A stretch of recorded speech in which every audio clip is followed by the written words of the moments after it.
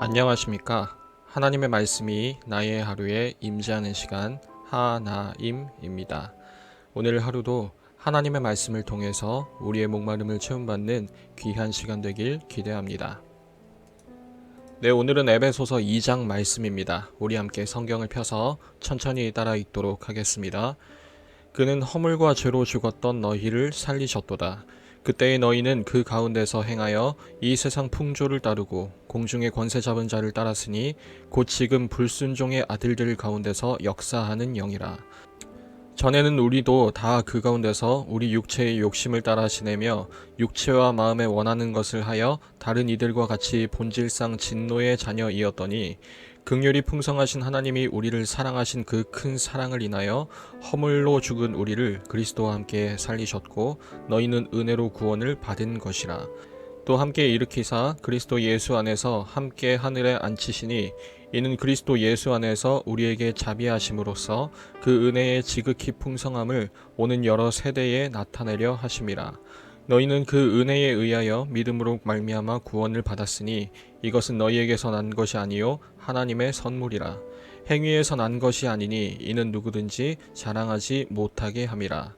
우리는 그가 만드신 바라 그리스도 예수 안에서 선한 일을 위하여 지으심을 받은 자니 이 일은 하나님이 전에 예비하사 우리로 그 가운데서 행하게 하려 하심이니라.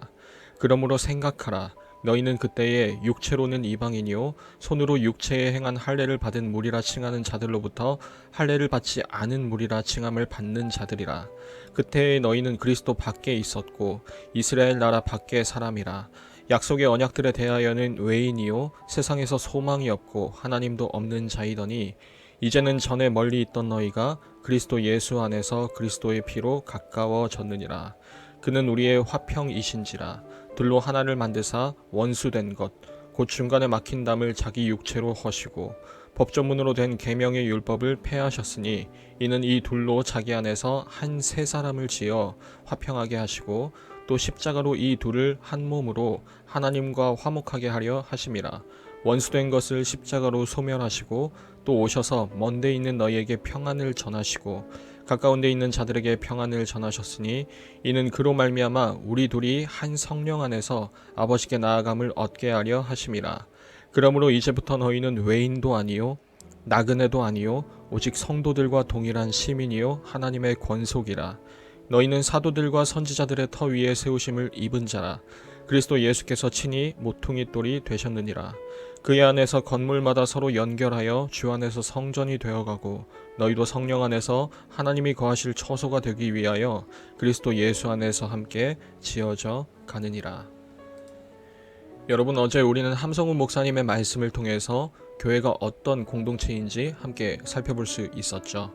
삼위일체 하나님의 꿈과도 같은 이 하나님 나라 가운데 우리를 직접 찾아오셔서 초청해 주셨습니다.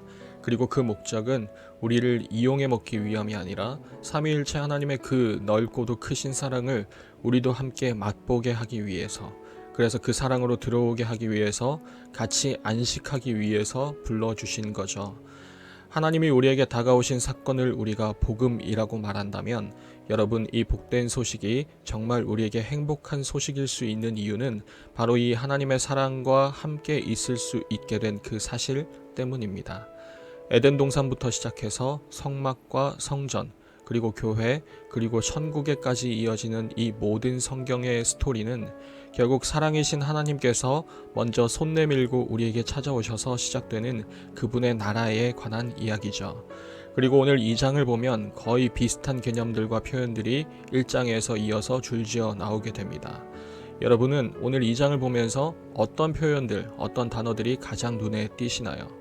제가 볼 때는 함께함, 즉 하나됨이라는 개념과 그것이 곧 화목하고 화평한 평화의 모습이라는 것, 그리고 십자가와 부활이라는 하나님 입장에서의 일방적인 사랑으로 말미암아 그런 것들이 다 가능하게 되었다라는 내용이 눈에 가장 잘 들어오더라고요. 결국 이 개념들을 우리가 잘 정리해 본다면 하나님의 사랑과 함께하는 것이 곧 화평이고 그 화평은 교회의 하나됨으로 나타난다라고 요약할 수 있을 것 같아요. 그런데 오늘 2장을 보면 그게 제대로 이루어지지는 않은 것 같습니다. 유대인과 이방인들이 여전히 갈등하고 있었기 때문이죠.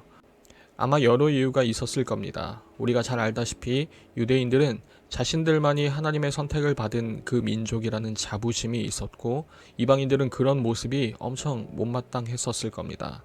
여러 계기도 있었을 거고 여러 크고 작은 상황들도 많이 있었을 겁니다.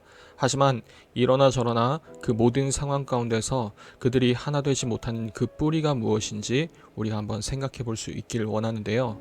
저는 그 핵심을 바로 서로를 바라보는 시선과 생각에서 나타난다고 생각합니다.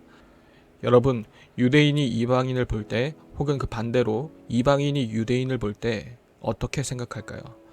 저 사람은 하나님의 사랑을 받은 사람이 아니야. 어떻게 저런 사람이 감히 하나님의 사랑을 받았다고 말할 수 있겠어? 요컨대 자신은 하나님의 사랑을 받은 사람이고 상대방은 그렇지 못하다는 인식입니다. 하나님의 사랑으로 하나 되어야 할 공동체가 아이러니하게도 하나님의 사랑을 기준 삼아서 수많은 파티션과 수많은 담들을 만들어내고 있는 거죠. 그런 면에서 오늘날 교회의 모습도 이 부분에서 결코 자유롭지 않죠. 당장 중등부와 고등부의 모습만 하더라도 누가 한 번도 시킨 적이 없는데도 불구하고 학년과 반 또는 학교가 다르다는 외적인 이유로, 아니면 쟤는 나랑 안 통한다는 그 성격과 성품 같은 내적인 이유 때문에 수많은 장벽들을 스스로 쌓은 채로 서로를 구분하려고 애쓰는 모습들이 보입니다. 여러분, 대체 왜 그런지 우리 스스로 한번 생각해 보신 적이 있으신가요? 사랑하는 우리 중고등부 여러분, 여러분은 지금 여러분 스스로가 하나님께 많은 사랑을 받았다고 생각하시는 만큼 여러분의 옆 사람도 동일한 그 사랑을 하나님께 받았다고 여기십니까? 여러분의 성격, 여러분의 능력, 여러분의 어떤 성취와 무관하게 하나님이 여러분을 끌어안으신 것처럼 여러분 옆에 있는 사람 역시도 하나님이 똑같이 끌어안은 사람이라고 볼 수 있으십니까? 오늘 에베소서 2장에서 사도 바울은 여전히 하나 되지 못하는 교회에 이렇게 얘기하죠. 1절에서는 예수님이 허물과 죄로 죽었던 너희 모두를 똑같이 살리셨다 라고 말하고, 13절에서는 그리스도 예수 안에서 아주 멀어졌던 너희가 그의 피 때문에 가까워졌다 라고 말합니다. 그리고 14절에서는 이렇게 말하죠. 그는 우리의 화평이신지라 둘로 하나를 만드사 원수된 것 곧 중간에 막힌 담을 자기 육체로 허시고. 여러분, 그 막힌 담을 하나님께서 이미 예수님의 십자가로 헐어버리셨다 라고 말합니다. 십자가가 파괴해버린 것은 그저 하나님과 나와의 막혀 있었던 관계만 부숴버린 것이 아니라 이웃과의 하나 되지 못하는 그 원수된 것 역시도 십자가로 소멸하셨다 라고 말합니다. 담이 없어야 하는 이 하나님의 나라, 이 교회에 아직 많은 담이 여전히 잔존하고 있다면 여러분, 그 분량만큼이 고스란히 우리의 부끄러움의 몫이 아니겠습니까? 사랑하는 우리 중고등부 여러분, 제가 질문 하나 하겠습니다. 여러분은 세상에서 살아가는 것이 더 편하신가요? 아니면 교회 안에서 살아가는 것이 더 편하신가요? 왠지 모르게 교회가 더 어색하고 불편하지는 않으신가요? 만약에 그렇다면 아마도 그것은 여러분께서 살아내는 이 방식이 교회에서는 잘 적용되지 않기 때문일 겁니다. 세상에서 우리는 여러 모드에 최적화하면서 살아가게 됩니다. 학교에서는 공부를 잘해야 하는 모드로, 학원에서는 숙제를 또 꾸벅꾸벅 잘 해가야 하는 모드로, 집에서는 또 부모님의 말을 잘 듣는 자녀의 모드로 말입니다. 그때그때 상황에 맞춰서 내가 잘 조절하며 살아가기만 한다면 우리는 칭찬받으면서 또 만족하면서 살아갈 수 있습니다. 그런데 그 방식이 교회에서는 잘 적용되지가 않죠. 예배를 열심히 잘 드리는 모드로 살아봐도, 기도도 찬양도 다 열심히 하는 모드로 바꿔봐도 뭔가 모르게 어색하고 헛바퀴 도는 듯한 느낌이 들기 때문입니다. 대체 왜일까요? 여러분, 교회는 우리의 열심과 노력이라는 연료로는 결코 움직이지 않는 공동체이기 때문입니다. 오히려 하나님의 사랑으로 움직이라고 성경은 말을 하죠. 여러분, 옆 사람을 한번 떠올려 보세요. 그게 교회 친구여도 좋고 선배나 후배여도 좋고 선생님도 좋고 교역자도 좋습니다. 여러분은 그 사람들을 여러분과 똑같이 하나님께 사랑받은 사람이라고 바라볼 수 있으십니까? 여러분은 그 사람들과 하나님의 사랑을 지금 나눌 수 있으십니까?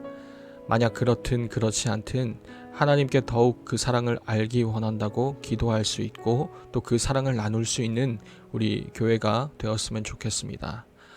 요한복음 21장에서는 예수님을 배신했던 베드로에게 예수님께서 직접 찾아오셔서 이렇게 질문하시죠.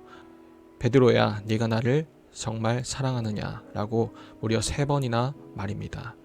베드로가 염치불구하고 제가 주님을 사랑합니다 라고 했을 때 예수님의 답변이 무엇이었는지 우리는 기억하시나요? 가서 내 양을 먹이라. 가서 내 양을 치라. 사랑하는 여러분, 교회로서 살아간다는 것은 세상이 상상할 수 없는 전혀 질이 다른 연료로 살아간다는 것입니다. 바로 하나님의 사랑이죠. 하나님의 사랑을 공급받고 또 그 사랑을 나누고 그 사랑으로 살아가는데 부족함이 없는 것. 그 허다한 하나님의 사랑으로 서로가 서로에게 살아내는 것. 그래서 성경은 그 하나님의 사랑으로 살아내는 공동체가 허다한 죄를 덮는다고 말합니다.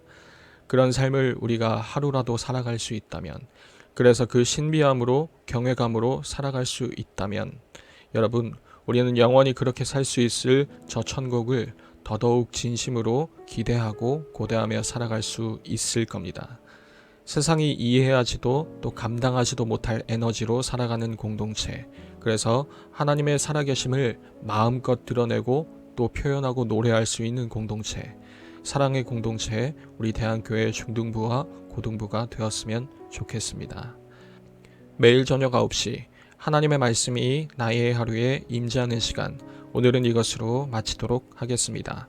모두들 평안한 밤 되시기 바랍니다.